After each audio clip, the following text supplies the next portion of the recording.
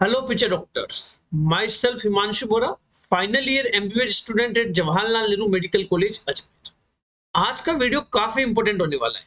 जो नीट 2024 का पेपर लिखने जा रहे हैं उनके लिए ये वीडियो काफी इंपॉर्टेंट होगा, क्योंकि इस वीडियो में मैं आपको बताऊंगा कि अभी आपके मॉक टेस्ट में चाहे कितने भी मार्क्स आ रहे हो, नीट एग्जाम के अंदर आप 50 से 100 मार्क्स कैसे इंक्रीज कर सकते हो। बेसिकली कुछ आपको टेक्निक्स बताऊंगा, कुछ टिप्स बताऊंगा मैं आपको, वो आपको फॉलो करनी है, उससे आपके मार्क्स इंक्रीज हो जाएंगे।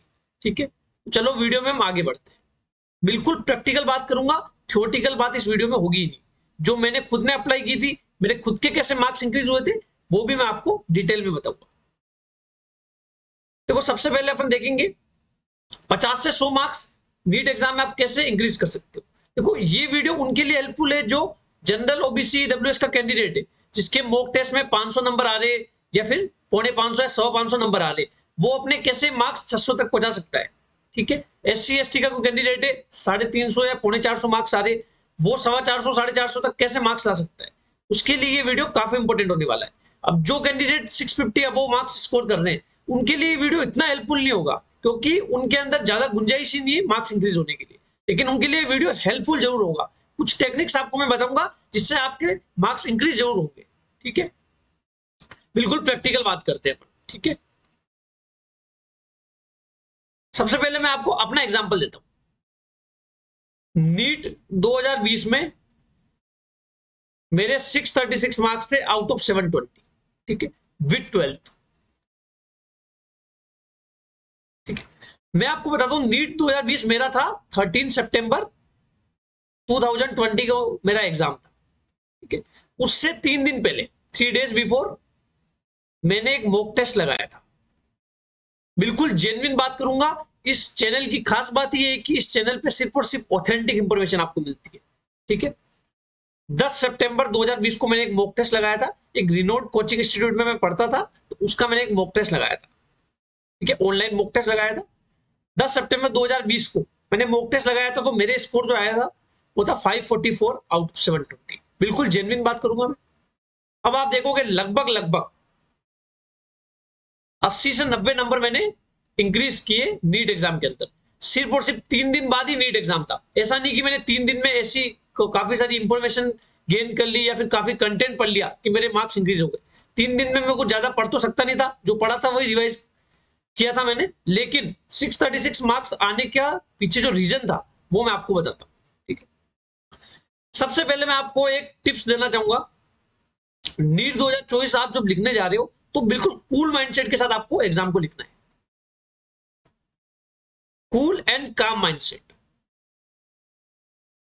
ठीक है, क्यों मैं ऐसा कह रहा हूं, क्योंकि आप स्ट्रेस और टेंस माइंडसेट से आप यदि पेपर को लिखते हो, टेंशन में जब आप पेपर को करते हो, तो आपके काफी सारे क्वेश्चन ऐसे होते हैं जो आपको आते हुए होते हुए भी वो गलत हो जाते हैं। इसलिए आपको माइंडसेट बिल्कुल कूल रखना है। बिल्कुल भी इस चीज की टेंशन नहीं लेनी कि हमारा सिलेक्शन होगा कि नहीं होगा।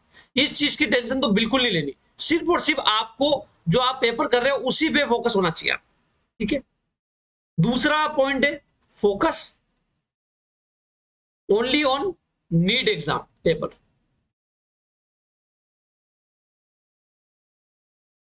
3 घंटे 20 मिनट, यानी कि 200 मिनट आपको मिलेंगे। 200 मिनट आपकी जिंदगी के सबसे इंपॉर्टेंट 200 मिनट होने वाले।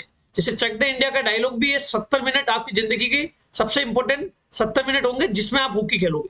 वैसे 200 मिनट आपकी लाइफ के सबसे इंपॉर्टेंट 200 मिनट हो सकते हैं। क्यों? क्योंकि यदि आप सिलेक्शन होते हैं तो आपका डॉक्टर बनने का रास्ता खुल जाएगा। तो ये जिंदगी के सच में आपके 200 मिनट काफी इंपॉर्टेंट 200 मिनट होने वाले हैं। इसमें आपको एक एक मिनट को यूटिलाइज करना है। सिर्फ और सिर्फ फोकस आपका ज्यादा से ज्यादा क्वेश्चन सही करने में होना चाहिए। फालतू आपको किसी भी चीज में दिमाग लगाना नहीं चाहिए। फोकस होकर आपको पेपर को अटेम्प्ट करना है। यदि आपका फोकस हिला तो आपके नीट के अंदर क्वेश्चंस गलत होने की संभावनाएं बढ़ जाएगी। तो ऐसी गलती आपको बिल्कुल नहीं करनी है। मेरा फोकस 180 मिनट का हमारे टाइम पेपर होता था, तो 180 मिनट मैंने जी जान लगा दी थी सिर्फ और सिर्फ पेपर को अटेम्प्ट करने में। बिल्कुल कूल माइंडसेट से मैंने पेपर को अटेम्प्ट किया था। दो चीज मैंने आपको बता दी। तीसरी चीज, पेपर को अटेम्प्ट करना है राउंड वाइज। राउंड वाइज का मतलब मैं आपको बताता हूं। पेपर को आपको 3 राउंड में अटेम्प्ट करना है। Round 1, round 2 and round 3। ये गलती बिल्कुल नहीं करनी, बहुत इंपॉर्टेंट पॉइंट है। राउंड का मतलब क्या होता है? राउंड 1 में जो क्वेश्चन आपको बिल्कुल इजीली आते हैं, जो आपको ज्यादा दिमाग लगाने की जरूरत नहीं है, वो क्वेश्चन आपको करने इजी, और जो आपको बिल्कुल आते हैं।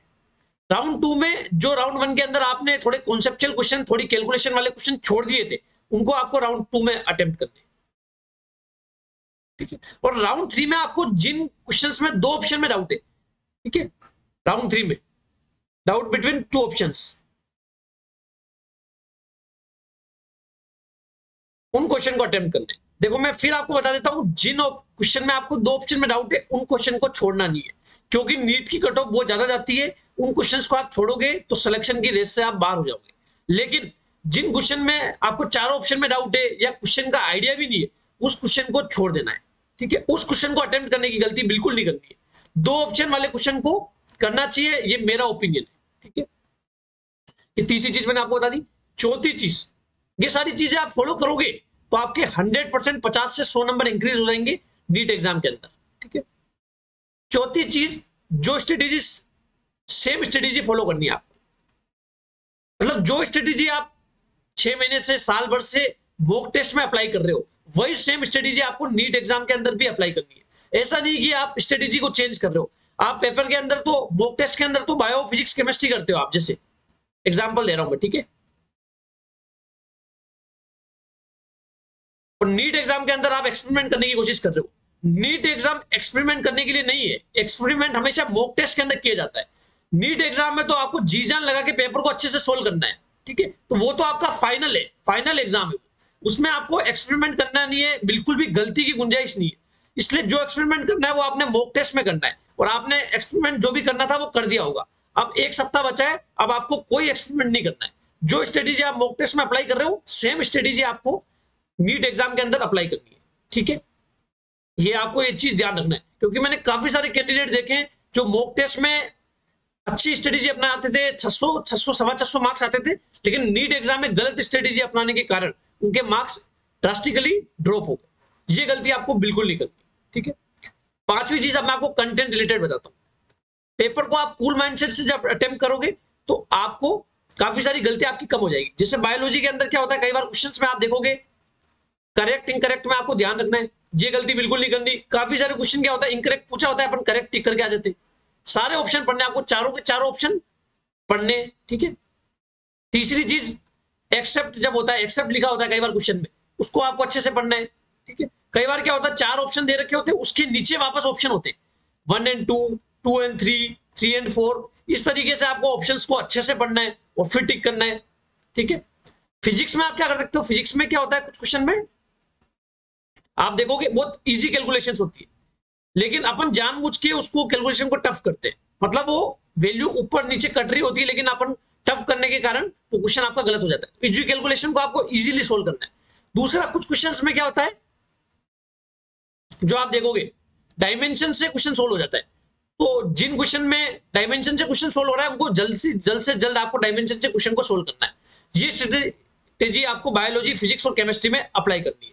मैंने आपको सारी चीजें बता दी, ठीक है। इन सारी चीजों को आप फॉलो करोगे तो ड्रास्टिकली आपके 50 से 100 मार्क्स इंक्रीज होंगे, ठीक है। बिल्कुल मैं इस चीज को लेकर श्योर हूं, क्योंकि मेरे खुद के ये सारी स्ट्रेटेजी मैंने अपनाई थी। 544 2 दिन पहले आए थे मेरे, उस नीट एग्जाम के अंदर 636 मार्क्स आए थे मेरे, ठीक है। और रैंक आई थी 6865 ऑल इंडिया AR, ठीक है।